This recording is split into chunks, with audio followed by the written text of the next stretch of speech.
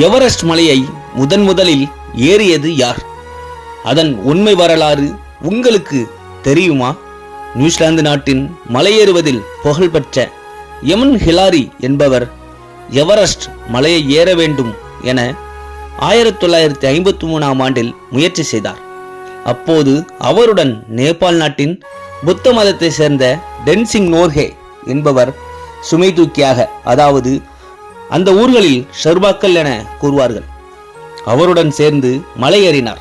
Tenzing Nortje அதிக பசியுடன் சுமை சுமப்பதும், பள்ளத்தாக்குகளில் பாலம் கட்டுவதும், மலைச்சரிவுகளில் கோடாரிகளால் பனிப்பாறைகளை வெட்டி வழி அமைப்பதும் தான் இவருடைய வேலை. பனிப்புயல் மற்றும் பனிப்பாறைகள் என அனைத்து சூழ்நிலைகளையும் கடந்து சுமை சுமந்து செல்ல வேண்டும். 1953ஆம் ஆண்டு மே 29ஆம் தேதி எவரெஸ்டின் உயரத்தை இருவரும் சென்றனர்.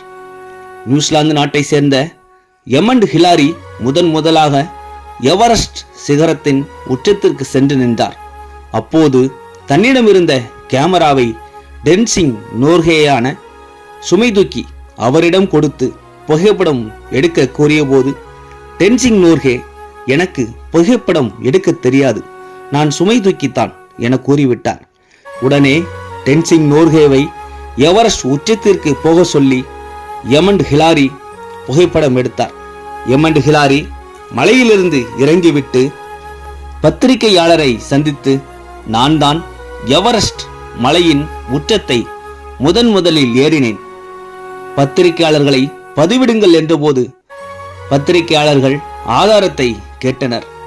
ஆதாரத்திற்காக டென்சிங் நோர்கேவின் புகைப்படத்தை கொடுத்தார் எமண்ட் ஹிலாரி. அடுத்த நாள் அனைத்து பத்திரிகையிலும் செய்திகள் பரவின.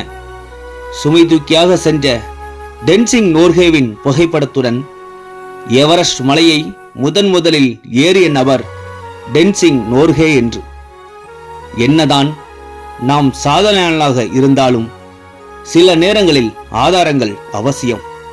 அதேபோல் உயரே இருப்பவன் உன்னை உயர்த்த நினைத்துவிட்டால் அதை ஒருவனாலும் தடுக்க முடியாது.